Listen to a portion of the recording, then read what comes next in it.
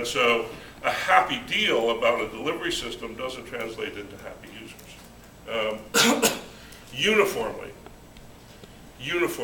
the net promoter scores of tech vendors to the HR space are in the negative numbers, and in the mid double-digit negative numbers. They're not interesting at all. People don't like what they experience in HR technology for a variety of reasons. Okay, there we go. So we're looking at that gap, and we've decided to take, because in order to look at that gap, one of the things that we've done is we've dropped everything that looks like a reference that an HR vendor would use. So we're not asking people about whether or not they're interested in talent management, whether or not they're interested in recruiting solutions. We're asking them about what it's like to do the work that they do, and what it's like to have the software that they have, and then we'll build up to that. But in the first years of our work, we're going to keep that lid on so that what we see in our analysis and our surveys is a picture of what it's really like to be in the trenches. What's it really like? What do people really do? And we're finding some really interesting stuff that I'm going to tell you about. And it means that we're mapping. The metaphors that you'll see, the colors that we use, are all rooted in transit mapping, because our idea is that nobody knows, and you have to do this like explorers do a map. So we talk in the company often about how would Lewis and Clark do this?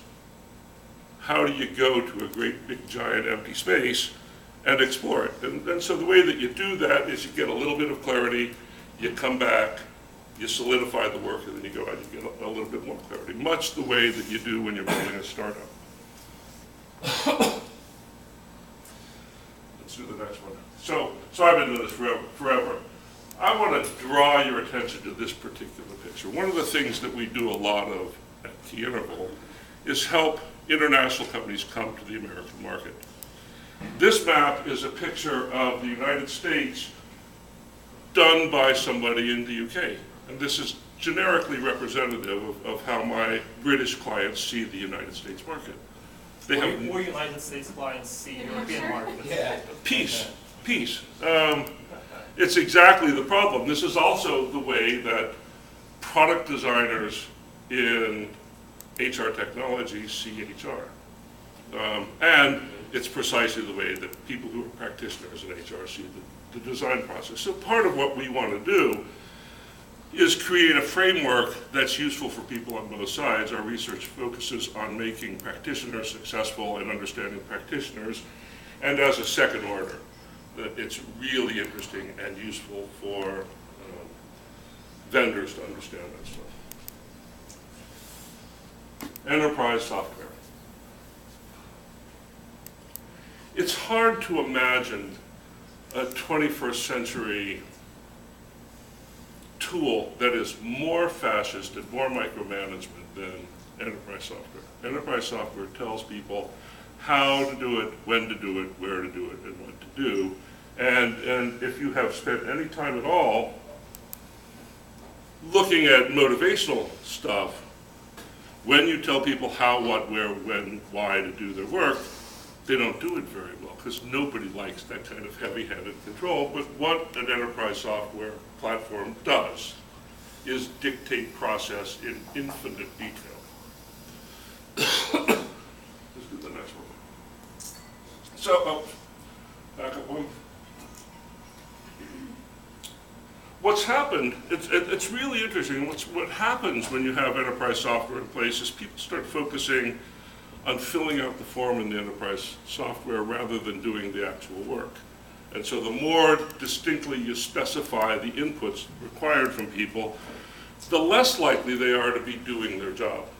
And it's a conundrum because the model for enterprise software, it's 25 years old, it's rooted in re-engineering, and it's the idea that there is some sort of perfect process that you can articulate and that everybody should use that perfect process, and that the difference between one company or another is a configurable difference in the process. And then that is, no, it was an interesting thing. It's how you get a concept like SAS that allows you to scale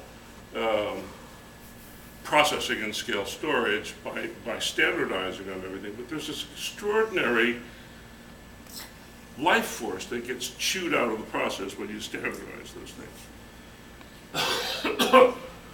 If you think about